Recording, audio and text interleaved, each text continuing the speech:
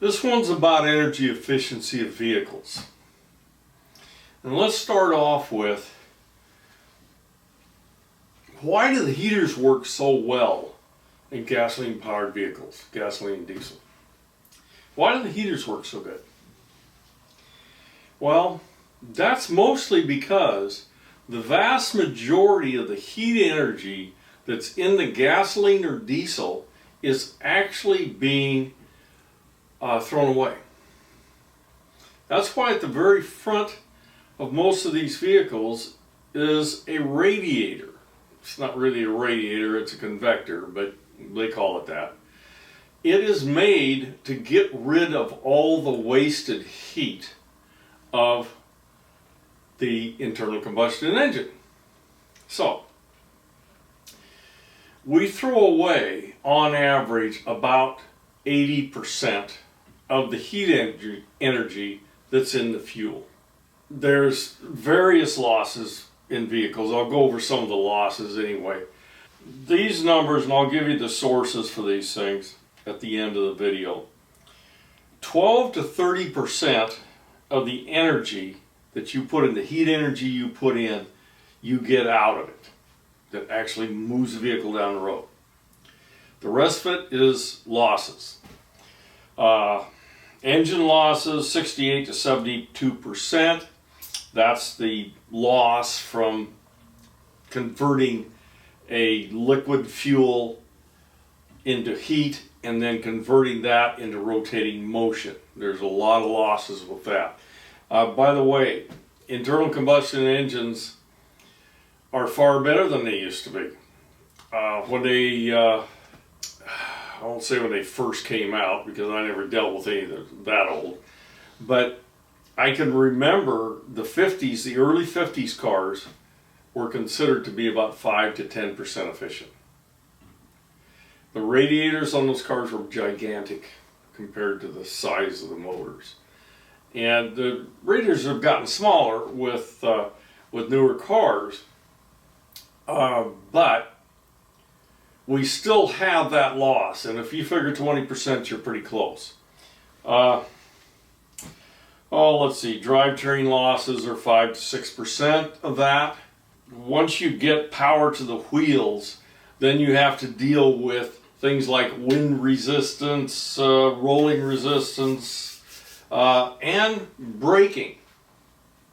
Now that's probably a little bigger than most think. When you have a vehicle driving down the road, it is going to continue moving because it has inertia, certainly rolling resistance, tire resistance, so on, and wind resistance is going to slow it down.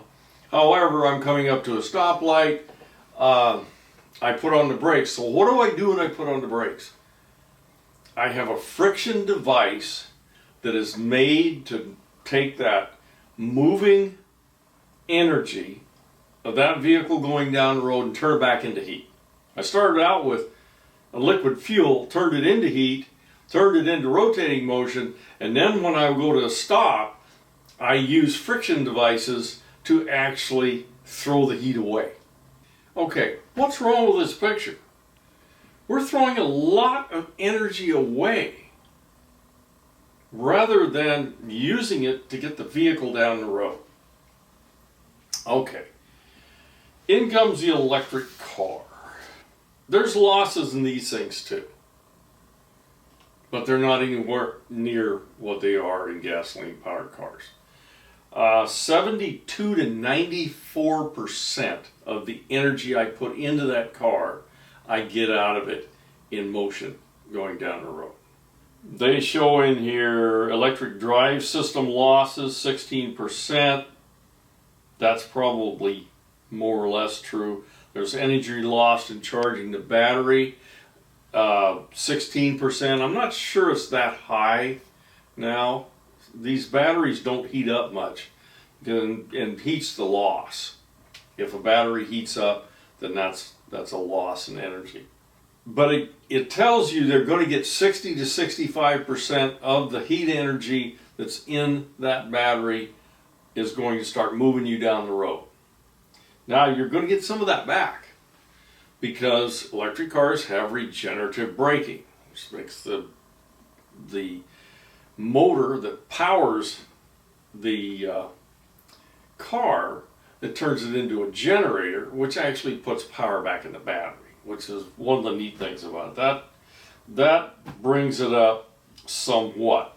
They say net regenerative braking is about 17%.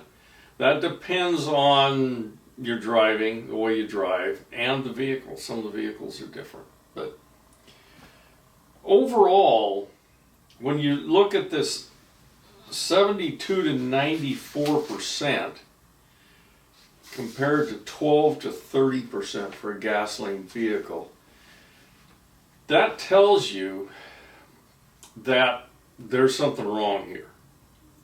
Now, all is not perfect in electric cars. Electricity is an energy source. You have to make electricity somehow. Now, if I was to take, let's say gasoline, we don't use gasoline to power generating plants, but let's say we use gasoline to power a steam generating plant. Okay, you're back to this efficiency failure of like gasoline cars. You'll be very lucky if you get 30% net efficiency. Again, we're throwing away about 70% of the heat that we're trying to use to make electricity. So if I was using electricity that was produced by combustion of coal, of gasoline, of diesel, whatever the heck, I'm going to lose 70% of that. And so the electric car in that case doesn't make a lot of sense. There's a net efficiency that's ridiculously low.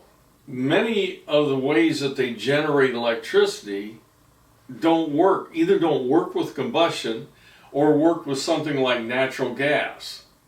Now, natural gas, you can power a vehicle with natural gas.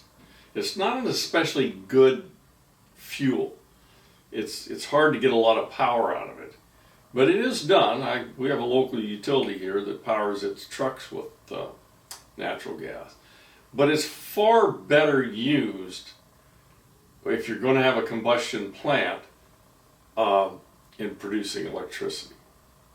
So there's some modification there. Then, if you're looking at something like solar, wind, or hydro, geothermal, or even nuclear, none of those could I use. You know, I can't power my car directly with solar energy. I certainly can't power it with wind. And nuclear reactors have not been developed for cars, and it's going to be really, really a long time before they do that, if ever. So those things, you would produce power that could power electric vehicles, and you don't have to really deal with the energy efficiency issue because the fuel is not practical to be used in a vehicle anyway. So ideally, I guess you would have power that was produced by hydro or sun or wind for the vast majority. Now, where I live, we actually have, I think, 54 or 56% of our electricity is hydro. So they would be viable there. So is the future going to bring very highly efficient gasoline cars? There's probably some room for some efficiency, but look at the complication of the gasoline engine. It's really kind of a complicated device, and it's getting more so now because we're trying to get more efficiency out of it. If you're looking for energy efficiency, probably the electric car is going to be what you're looking for. I mean, hybrids are there, but they're kind of a stepping stone. I owned a hybrid for 10 years. Yeah, we got 40 to 44 miles to the gallon, pretty good. But the MPGE of the electric car I own is 119. I'm going to show you a list of the sources for all these things that I explained today. And if you want to look at some of the source material, you can. I kind of recommend you look at the conclusions more than anything else, because when you get into the weeds of trying to understand all the data, it's pretty challenging. But anyway, as I would normally do, I am, an advocate for electric cars. The electric car is the future, and I think it's going to be the vehicle that everyone uses in the future. That's it on this one.